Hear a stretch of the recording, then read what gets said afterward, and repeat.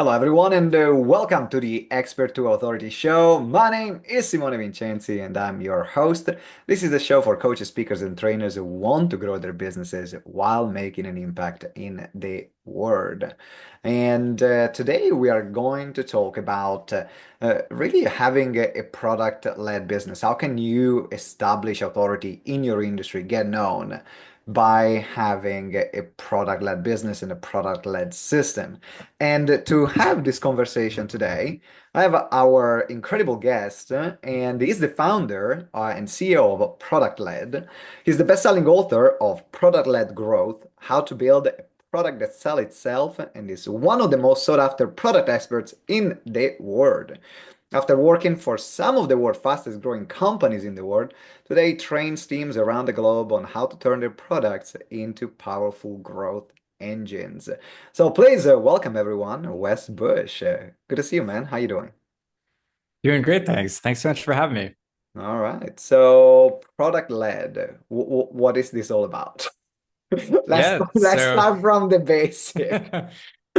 especially for like coaching, consultant businesses as well, this is really like any kind of business that it delivers value first before you make a sale.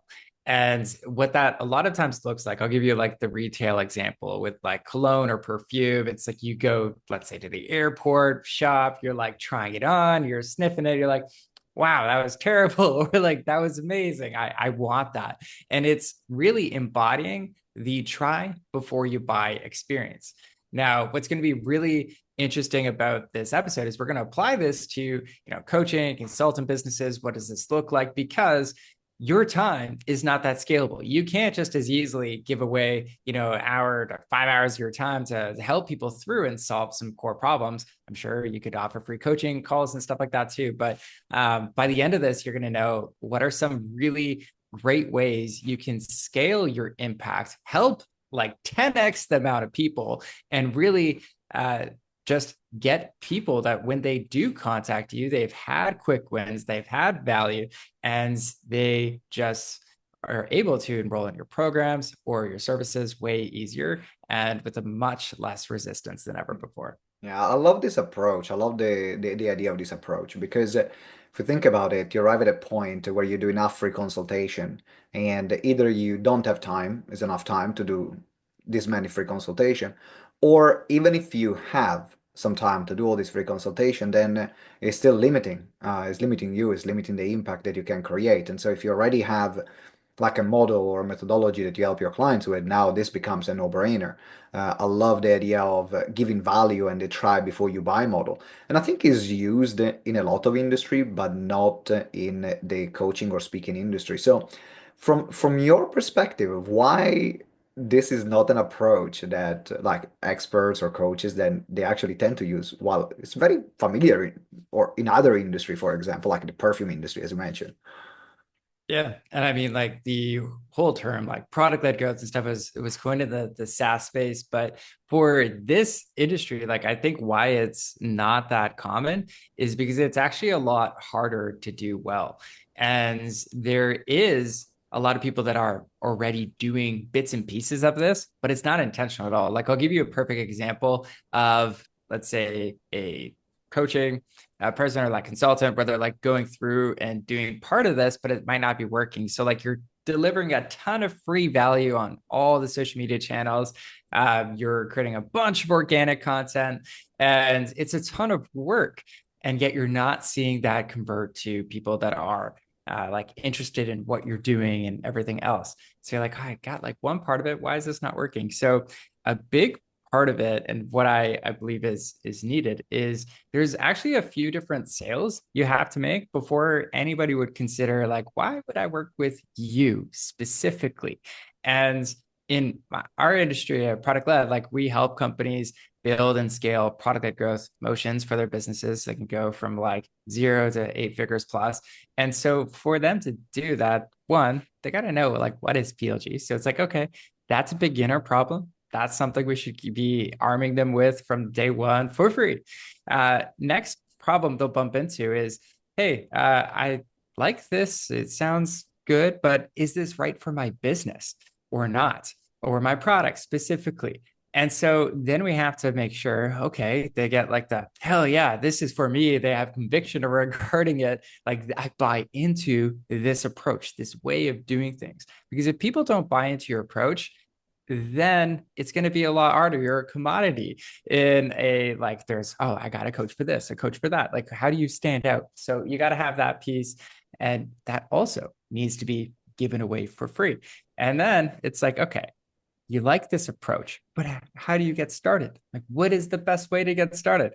And that's usually where a lot of people get stuck. And this is actually where, if you have productized what you've done, it's really just about going through, hey, this is our approach. So we created the product-led system. It's 9 components to it. And we walk through, hey, here's exactly how you can build a product-led business.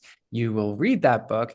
And by the end of it, you're actually able to implement a lot of the quick wins. We kind of stack that book with all the quick things you could do to start seeing momentum, start understanding that, hey, this stuff isn't rocket science, but you can start seeing how this will impact your business.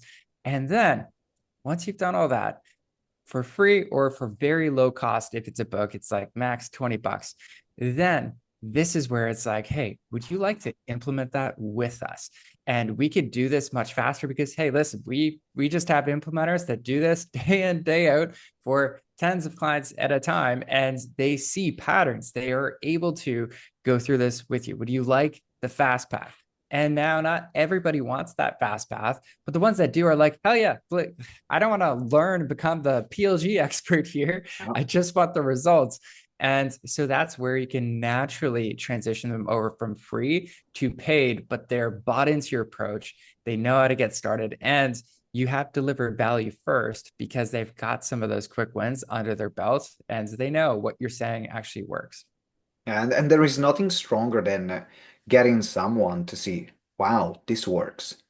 And this is Mhm. what I'm hearing in this approach. And that's what a quick win is like, huh, what you are saying to me that works. Actually, I can see that it works and I can get some very quick momentum. So if I pay you more money, then I'm going to get even more momentum and getting even more results. Now, the question that I have for you, Wes, is why did you get passionate with all the methodologies of business that there are? You work a lot with SaaS businesses as well. What made you so passionate about this particular methodology, and what got you to this point? Yeah, it really came down to I was working with these software companies and helping them get leads for the sales team through the old kind of traditional path of like promoting white papers and guides to anybody that was like somewhat of an ideal fit for that software product. And then at the bottom of the white paper, be like, hey, reach out to us, contact us for a demo of this product so we can show you what it can do. And then I always just talk to the sales reps. They're like, hey, like how were those leads I spent $100,000 getting? Like, what was the reception? Do they want to talk to us or not? And a lot of times they're just like, no, they really didn't want to talk to us. They didn't like the getting reached out to. They thought it was a bit annoying. And I just thought back to, the apps I was using, like whether it was Slack or Zoom and everything else. And I was like, the best ones, I love the product and actually using day in, day out, they're usually the ones where I found out about them from a friend or somebody who's like, hey, can you like hop on a meeting? Here's the link. And it just naturally expanded that way. And then I started looking at all these other, like even retail examples, like the cologne and perfume we were talking about earlier. And I just saw, I was like, wow, there is the brute force way of making the buyer actually take a bit of a leap of faith with like, hey, listen, you've read our white paper, you've talked to our sales rep. It's just time you like pay us $10,000 and call it a day, and we'll take care of you. And it's like, okay, here you go. And it's like, I hope it works. And we've all known those scenarios where it doesn't work. Maybe they're better at sales than they are at delivery. And the beauty of a product-led motion, why I'm very aligned with it, regardless of if it's a coaching company or it's a software company, is because it's about de-risking the whole buying experience for buyers and providing a much better buying experience where you really deliver that value first and you're like, you like it? Okay, great. pull out your credit card. It's like $20 a month or something. And you can still charge a lot more than $20 per month to make the model work. But it's way easier to get people to sign up for that. Yeah, I totally agree with you. Now you made me think as well.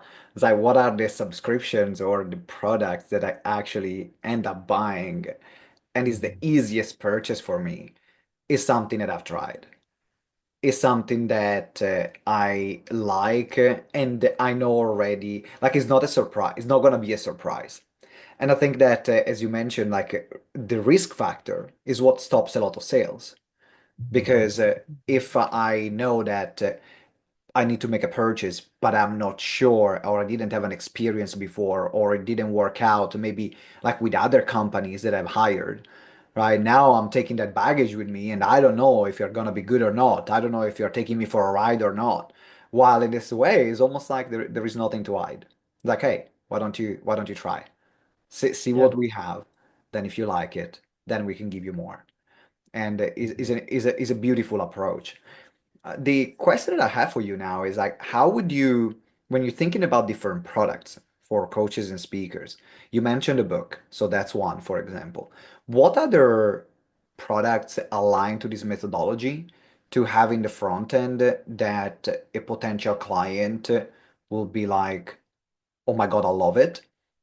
And then after, so you can give me any order. And then after, I will love you also to explain in which ones they will be more effective. Because not everything is effective, right? So you mentioned like the difference between a book and a white paper. Very different context, right? So let's first understand which one are some of typologies of products that we can give on the front end, and then see, okay, which ones are actually the most effective. Yeah. So if there's no like, this is the holy grail and you got to use this version because everybody's different. And I do actually like giving a bit of choice whenever you're trying to get people to unlock those. Like, think of that combination lock. Like, you got to understand what the heck you do. What is that specific, unique thing you bring to the world?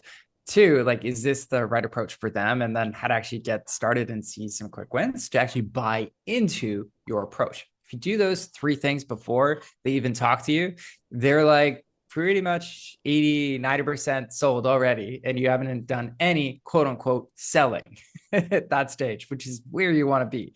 So the kind of main ones that pop up in my mind, like a book, I love writing books because that's just my style. I am a writer first. And so everything kind of comes to me through, writing. So I love that. But for other people, it might be a video. It could be, we were talking a bit earlier before we clicked record, like webinars, workshops. That can be a really great way to get people to just one, build trust with you too in a one-to-many situation where it's a lot less risky to show up. You can actually blow them away with value where they're like, wow, this is the best workshop I've ever signed up for. And I got so much out of it. And this is the next step. But like, hey, I've got some wins out of this. There's, coaching calls could be a place to start where you're like, hey, I'm going to offer a free coaching call. It's not going to be a specific sales call, but we're going to go through those specific things like, hey, I'm going to teach you what PLG is. I'm going to go through what is the best approach of how to go through this for your business and really make sure it's the right fit for you at the end of the day. And if so, great. We might have a program or something like that for you, but it's going to be really focused on delivering that value first. And those are some of the main ones. Like, you could do a guide, you could do a white paper, but the main intention is we are going through and identifying like, what does this person need to know before they ever make this decision? Like, are they even ready for coaching or consulting? Is their business in the right place? Are they sold on this approach of what we do and understand why it's different than working with somebody else who's 10 times less than our cost? Like, this is why it's more and everything else. So a bit of a cop out. Sometimes you could ask people, what is your favorite way to learn? And you could just direct them to that specific resource. Oh, you prefer watching? Hey, here's my YouTube channel with that video. Oh, you prefer a live workshop? Okay, here's how to do this. But I would try, if it's your first time doing this, don't overcomplicate it. Just pick the one that you're most comfortable coming through on. And for me, that's books. But for you, that might be workshops. And that's completely fine. Yeah, there are a couple of principles here that I'd love to unpack. One is what's your preferred way of creating content? Because for example, like you said books. Man, for me, writing books is like is a log. It's a log. Totally. But give me a webinar to create. Give me something video related. Give me to deliver a presentation or a workshop. That's my happy place. I can do it with my eyes closed, and that's if I think about it, how I built my companies. We started GTeX 14 years ago. It's been in that way. Like I didn't even know the term product-led business, but I wanted people to have a great experience about what they can expect. And that's also the philosophy that I bring when I do my webinar training is how can we create a webinar that leaves people feel, oh my God, I love this time. Like it was time well spent. It's not just a webinar with a pitch. And Mhm. it feels like in this way, we are very aligned, whether there is a book or whether there is a video. Like it's a piece of long form content where people spend time with you understanding who you are, understanding, as you mentioned, what they need to know. Which now that Mhm. leads me to the following question, which is what are some of the things that you would advise people to put in that first initial product and what things to leave out? If you can give like three things that must be in there and three things that even if they're not three, by the way, just give you some prompts, but or three things that there is a no-go. Because I actually this might kill the sale. Because I know also a Mhm. lot of people that and this has been my experience building webinars where you have a lot of ideas or a lot of things to say. Sometimes you don't know what is necessary to put in there to move the sale forward because this is still is a product that will eventually lead to a sale. And some people they then end up putting everything they have or everything they know, and actually it has the opposite effect, right? So Yeah. what to put in, what to leave out. Yeah. So I got a few things here. The first thing you want to have is there's a clear transformation. And this is like a buzzword in the coaching space. In the like the software world is like not as used as much, so I can get away with it. Yes, you must transform your whether they're a reader or a watcher, whoever's engaging with you in some way, so they can actually say, "Hey, there was actually a before and after difference." Like my favorite analogy is in Super Mario. You'll pick up that flower, and as soon as you pick up that flower, you like Mario gets bigger, he upgrades, he can spew fire, he's powerful, and it's not always that quick in your like coaching and consulting practice. So it will take a little while, but I'll give you an example with us and that transformation in the free experience is a lot of times people come to us, they're like, we tried this product-led growth thing, it did not work. And then in that webinar or the book initially, since we have both formats now, we will go through and kind of address that concern where they're like, oh, yeah, you probably had this issue because there was a fragmented approach. You did like 4 out of these like 9 things, and you probably didn't know there was this order to doing all of this. And so we go through the 9 steps, and they're like, oh, oh, yeah, I see why I messed up like all these times. That makes sense. And now I have a roadmap. So now you're giving them like this imagine like a whole new lens on how they're going to approach this problem in the future. And so even if they just did that, which even in our book, that's like just a chapter 3, which is really great if you can have a quick time to value, especially with education products. That is like for them a humongous unlock because right there you save them probably about like 80% of the pain of doing this the wrong way, not doing everything. And so big transformation, small amount of time. That's what you want. So that's the first thing. The second thing, this is more about what to avoid. And this one's really hard for me because if I get really nerdy into something, I'm like, oh yeah, here's exactly how to do it. And you go into like the details. And here's what happens. You overwhelm people. And that's the last thing you want to do. You don't want them to feel like, oh my God, like this is like crazy. And I know some webinars, like they'll go like really, really deep in some things. But what I would recommend is try and pick like, what are the 3 things that they really have to know that would hold them back from getting to that specific transformation? So just focus on those 3 things. Make it really, really tight. Don't try and fit everything you can, everything else. That's what the paid implementation stuff is for. And really just make it about that transformation, strip out everything else, but make sure you do have like a transformation once people have gone through that. And like this should almost also be a prerequisite of like getting on a call with you. It's like, have you gone through that training? Have you read that part of the book, chapter 3 at least? And you'll find that people, when they get into that, they're way more already sold on your overall approach. And so that's one thing I would highly, highly recommend having. Yeah, it's like having this clear focus of what I love the word transformation, even if it is overused, is never overused enough, I think. So it's having really that clear focus on what is this product in this case, what is this, whether it's a book or the webinar that are going through, what's going to be what they're going to have at the end, and leaving out everything that doesn't that goes outside them having that particular transformation. And this definitely will help people to decide, okay, if I want someone to read or to watch this webinar or to read this book, I want them to feel or to have this awareness at the end. Everything that doesn't add to this goal, let's remove it. Because it can be definitely part of the paid product later on. It can be totally irrelevant sometimes, where you're just actually is irrelevant for the audience. I would love you to give, like in particular, for example, like in the SaaS industry or clients that you've worked with. I'd love to have some examples of like a before and after, or a company that you work with that didn't use this approach, and what you got them to implement, and what the end result was. And the reason why I love that is because I'm a big believer in understanding what other industries do and then apply that also to the industry that I'm in, whether it's the entertainment industry, for example, the music industry, whether it's the software industry. So I'm curious from your side, like if you have one or two examples that you can give.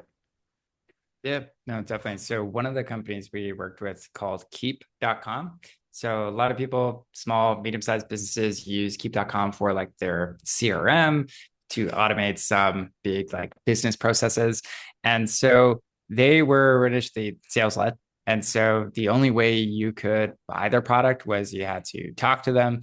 And then they did try out a product-led motion, which is a free trial, which was 14 days for you can play around with the product, but they didn't really find much success with that. And so they had this sales led motion that was doing okay, but it was high friction. And as a result, they had to actually raise their prices to support the sales team. And so that was kind of a conundrum I was talking I'm with. not surprised, by the way, because I've been using Keep for when it was Infusionsoft, so about 12 years I've been with them, or Yeah. 10 years. So I'm not surprised that the free version didn't work as much at the beginning. Yeah. And so it was interesting because like they had the sales led side was like outperforming the product led growth side, and they're like, why is that? Like, what's going on there? And so they when I was working with Clay, the CEO was like, hey, you know what? There's something going on here. What is our sales reps doing differently that's helping them actually close people at like a higher rate and the retention's a bit better? What's going on? And so their team really kind of dove into it, and they realized the salespeople were doing this one thing, which is these audits whenever they would start working with a potential client. And in this audit, they would go through and ask the business owner, like, hey, like, what are your core processes in your business? Let's just pick one. And okay, we'll automate that core process in your business. And as soon as they did that, the people were hooked. They're like, my goodness, this is so useful. How could I ever live without Keep? And so I wanted to share this example because it's not about, even in the software world where like the dream is you just have like this completely self-serve business that gets you to like 10 million in recurring revenue and you got like 3 employees. That's like in this software space, that's the dream. Now Yeah. in the coaching and consulting space, that's much harder to do on that level. But I wanted to share that because in every specific scenario, when you're thinking about the transformation you want to have with anybody, your specific, your ideal client, think about that. It all breaks down into three kind of core things that are holding them back from doing just that. And regardless of if you're selling software as a service, SaaS products like keep.com, or your coaching, a contract, consulting contract, does not matter. These three things will apply. And you think about it like this cake. So there's three layers to it. The very first layer for keep.com, let's pick that still, was the product layer. So what was actually holding them back from getting value? Well, actually, the product was kind of clunky. There was a lot you could do in that product. My goodness, it was very capable. And the user experience as a result suffered. So there was some things there, product-wise, we Oh, could they were calling definitely, it friendly in a friendly way, Confusionsoft. At yes, the time, that was the nickname that every Infusionsoft user would say. So, why do you use Confusionsoft? Because uh, yeah. if you know how to use it, fantastic. But to get Mhm. to understand how to use it, steep, steep, steep learning curve. Totally. So like that's a perfect example. Like the label you don't want to have in your product kind of gap there is it's confusing, it's hard to use, and but you have to overcome those specific things to get to that transformation. So that if even if you don't have a product for your coaching or consulting stuff with like AI nowadays, you probably should be starting to think about this to like automate a lot of what you do. Now the next layer is what knowledge are they missing? When you think of like your best people, I'll give you an example back to keep.com. If I sign up and I say I have 0 to 500 subscribers, okay, odds are if you don't have that many subscribers, unless you're like you have a big audience somewhere else, let's say a social media platform or something like that, you probably don't know how to get many email subscribers. So it would be probably a good idea for us to give them a free course or free guide on, hey, here's how to get to your first 1,000 subscribers, or here's how to get to your first few thousand subscribers. And let's go through that. This is a 30-day challenge of how we're going to double the number of your subscribers. Do you think they'd want to get access to that? And do you think they could learn something that would help them, one, make their business bigger and better and provide a lot of value to you because you charge per contact? It's like, of course. So, what are those things that they don't know that are holding them back? That's the second thing. Now, the third piece to really dial this in is what are the skills that they don't have that they really need? So, I'll bring this back to what we do at Product-Led. We can give away all the knowledge, can give away even a free product to go through and start implementing PLG in their business.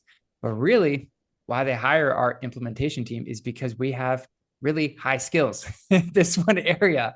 And we're not skilled at everything, but when it comes to PLG, we're very skilled. And so we can subset your gap on skill side, which is the whole reason why people hire coaches, consultants, because you're very skilled at one specific area. And so when it comes to being successful, it's like, how can we backfill that specific gap? Because in that keep.com example, what was really happening is the business owner was lacking a skill of, I don't really know what core processes are the most important and which ones would be the easiest to automate. And when they paired them with that other person from Keep side, that's all they did every single day, every day, onboarding coaching. They could identify that very quickly and then find, okay, there's this process. I know you need to automate it. And since you haven't done it yet, I'm just going to set it up for you and you're off to the races. And so I'll recap this with saying to get that transformation, it all comes down to one, identifying what are the product gaps that are holding people back? What are those knowledge pieces that like they just don't understand, they don't know about that would hold them back from seeing success? And then third is what are those skills that they just don't have or they haven't developed yet that would prevent them from really seeing value? And for coaches, consultants, the skill gap is really the biggest thing you bring to the table, but you can give them everything else and then you could really help them succeed much faster because you have developed those skills that they are lacking. Yeah, and if anyone thinks about even like the implementation, you don't need to have an agency to think about implementation. In the coaching and expert world, it can just come down to, for example, accountability of execution, right? Mm-hmm. That's an example of keeping your clients accountable and without having an agency where you're doing things for you on a software level or implementing a website, for example.